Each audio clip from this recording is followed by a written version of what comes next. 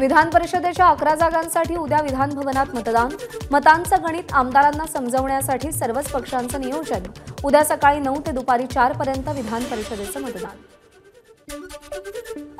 विधानसभा निवडणुकीमध्ये भाजपला सर्वात जास्त जागा हव्यात. राज्यातील भाजपचे नेते 180 जागा लढवण्यावर ठाम.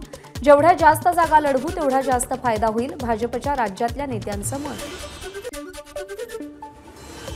भाजप आमदारांची विधिमंडळात बैठक पार पडली. विधान परिषदेसाठी भाजप आमदारांची रंगीत तालीम घेण्यात आली.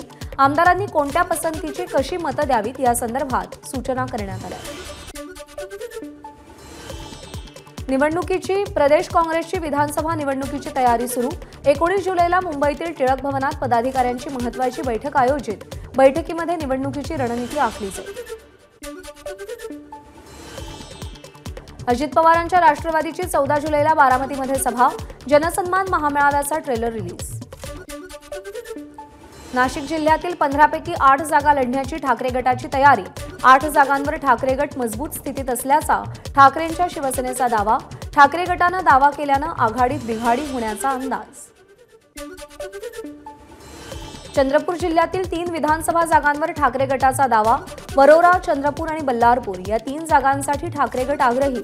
चंद्रपूर जिल्हाध्यक्ष रवींद्र शिंदेंनी भास्कर जाधवांकडे या संदर्भातला अहवाल दिलाय. महाविकास आघाडीच्या जागावाटपात कोणताही ताणतणाव नसेल, खासदार संजय राऊतांची जागावाटपावर प्रतिक्रिया. मिलिंद नार्वेकर, प्रज्ञा सातव, शेकापचे जयंत पाटीलही महाविकास आघाडीचे उमेदवार. रणनीतीनुसार 3ही उमेदवार निवडून येतील, संजय राऊतांना विश्वास. कावेरी नाखवांचा जीव 10 लाखांचा आहे का? वरळी अपघातावरून राऊतांचा सवाल. कठोर शिक्षेशिवाय पैसे वाटण्याला अर्थ नाही, राज्याचे गृहमंत्री बिनकामाचे, संजय राऊतांची टीका. विधान परिषद निवडणुकीच्या पार्श्वभूमीवर शिंदे गटाची बैठक संपन्न. शिंदे गटाचे सगळे आमदार वांद्र्याच्या ताजलँड्समध्ये उपस्थित. विधान परिषद निवडणुकीच्या पार्श्वभूमीवर ठाकरे गटातील आमदारांची परेलच्या आयटीसी ग्रँडमध्ये बैठक पार. यावेळी पक्षप्रमुख उद्धव ठाकरेंची उपस्थिती. शिवसेना आणि राष्ट्रवादी आमदार अपात्रता प्रकरणी 23 जुलैला सर्वोच्च न्यायालयात सुनावणी. उद्धव ठाकरेंनी सुनावणीसाठी तारीख देण्याची विनंती केली होती. नागपूरमध्ये भाजपचा पक्ष संघटन मजबूत करण्यावर भर. लोकसभा निवडणुकीत मताधिक्य घटल्यानं भाजपचे विशेष प्रयत्न. नागपूरच्या सगळ्या 6 विधानसभा मतदारसंघात बूथ प्रमुख आणि शक्ती केंद्र प्रमुखांच्या पुनर्रचनेचे निर्देश. ममता बॅनर्जी उद्या शरद पवारांची भेट घेणार. मुंबईतील सिल्वर ओक निवासस्थानी ही भेट होईल. टीएमसीची एबीपीला माहिती. अनंत आणि राधिका अंबानींच्या लग्नालाही ममता बॅनर्जी उपस्थित राहणार. उपराष्ट्रपती जगदीप धनखड 11 आणि 12 जुलैला मुंबई दौऱ्यावर. उपराष्ट्रपती विधिमंडळात आमदारांना मार्गदर्शन करणार. विधिमंडळाच्या शतकोत्सवी वर्षानिमित्त विशेष कार्यक्रम. राजभवनालाही भेट देणार. पंतप्रधान मोदी 13 जुलैला मुंबई दौऱ्यावर येणार. नेस्को प्रदर्शन केंद्रातील विविध प्रकल्प तसंच वांद्रे कुर्ला संकुलातील इंडियन न्यूजपेपर सोसायटी टॉवरचं उद्घाटन करणार. लोकसभेचे विरोधी पक्षनेते राहुल गांधी रविवारी वारीत सहभागी होणार. पहिल्यांदाच राहुल गांधी वारीमध्ये चालणार. महाराष्ट्रातल्या काँग्रेस नेत्यांनी राहुल गांधींना वारीत सहभागी होण्याचं निमंत्रण दिलं होतं. बीडमध्ये मनोज जरांगेंची जनजागृती शांतता रॅली. जरांगेंच्या रॅलीनिमित्त बीडमध्ये शाळांना सुट्टी.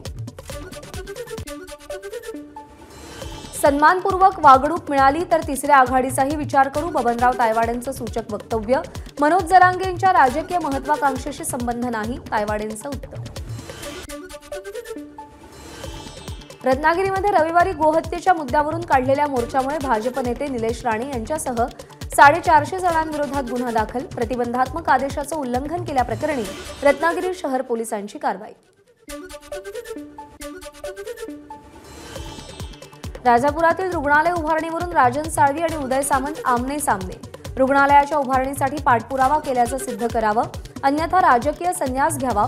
राजन साळवींचं सामंतांना आव्हान. शिंदे गटाच्या माजी महिला पदाधिकारी लक्ष्मी ताठे यांना गांजाच्या तस्करी प्रकरणी तेलंगणा पोलिसांकडून अटक. नाशिकच्या पंचवटी परिसरातून नाशिक पोलिसांच्या मदतीनं ताब्यात घेतलं. अहमदनगर महापालिकेचे माजी आयुक्त डॉक्टर पंकज जावळे यांचा अटकपूर्व जामीन अर्ज जिल्हा आणि सत्र न्यायालयानं फेटाळला। बांधकाम परवान्यासाठी 9 लाखांची लाच मागितल्याच्या आरोपावरून आयुक्त जावळेंवर गुन्हा दाखल। वर्षभरातच छत्रपती संभाजीनगरमधील नागपूर मुंबई समृद्धी महामार्गाला भेगा। माळीवाडा इंटरचेंज रस्त्यावरती भेगा पडल्यानं अपघाताची भीती। गुजरातमधल्या निवडणुकीमध्ये भाजपचा खर्च समृद्धीच्याच माध्यमातून झाला। आमदार रोहित पवार यांचा गंभीर आरोप। समृद्धी महामार्गाला भेगा पडल्या कारण त्यामध्ये भ्रष्टाचार झालाय, पण सरकारला तसं काही नाही। नाना पटोलेंची सरकारवर टीका। तुकाराम महाराजांचा पालखी सोहळा उद्या सोलापूर जिल्ह्यात दाखल होणार। मात्र वाखरी ते इसबावी पालखी मार्गावरती सुरू असलेल्या रस्त्याच्या कामामुळे भाविकांना कसरत करत जावं लागलं। कोस्टल रोडचा तिसरा टप्पा आजपासून सुरू। मरीन ड्राईव्ह ते वरळीपर्यंतचा प्रवास सुसाट होणार।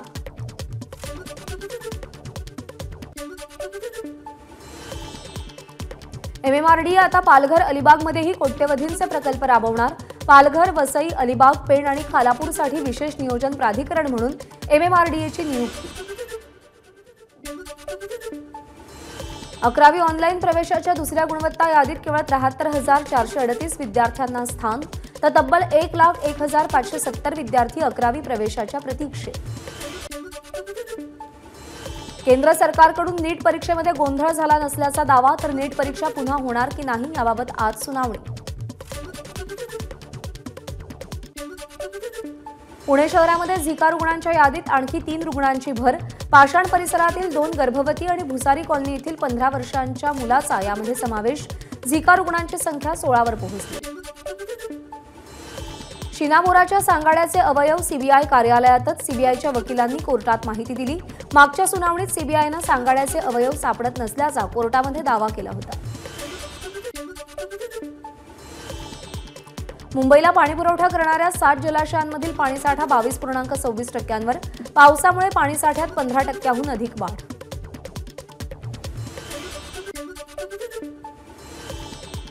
शनिवारी नाशिक शहरात पाणीपुरवठा बंद राहणार। रविवारी सकाळी कमी दाबानं पाणीपुरवठा होणार। देखभाल दुरुस्तीच्या कामांसाठी पाणीपुरवठा बंद राहणार असल्याची माहिती। सांगलीच्या जत तालुक्यातील अंकलगी भागातील तलावात पाणी सोडण्याची मागणी। अन्यथा 22 जुलैपासून रक्त घ्या पण पाणी द्या आंदोलन करण्याचा इशारा। कोकणात भात शेतीच्या लावणीला वेग। कोकणातल्या शेतीचं नयनरम्य दृश्य ड्रोन कॅमेऱ्यात कैद।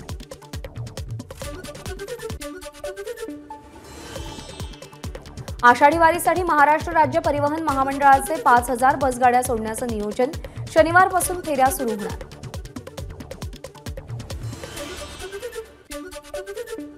भंडाऱ्यातील नवेगाव नागझिरा व्याघ्र प्रकल्पामध्ये पर्यटकांच्या संख्येत 20%नी वाढ। 3 महिन्यात 42 लाखांचा महसूल मिळाला।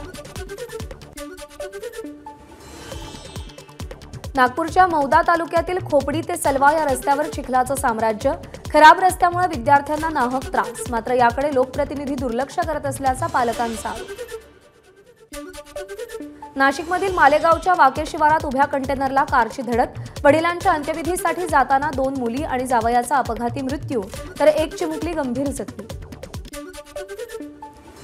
ट्रेनमधून उतरताना तोल जाऊन पडलेल्या महिलेला आरपीएफ जवानानं वाचवलं। नाशिक रोड रेल्वे स्थानकावरची घटना। संपूर्ण घटना सीसीटीव्ही कॅमेऱ्यात कैद।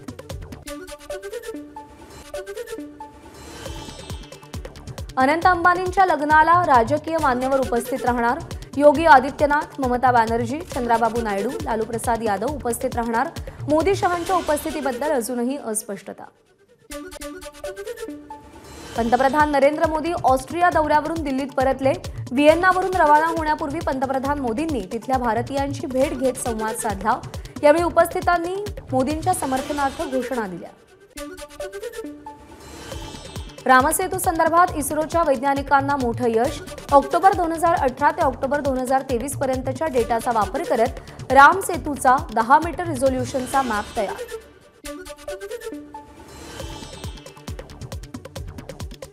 स्टारलाईन मधील तांत्रिक बिघाडामुळे दोन्ही अंतराळवीर ISS मध्ये अडकले। 10 दिवसात मोहीम पूर्ण करून पृथ्वीवर परतण्याची योजना होती। हा कालावधी आता 1 महिन्यानं लांबलाय.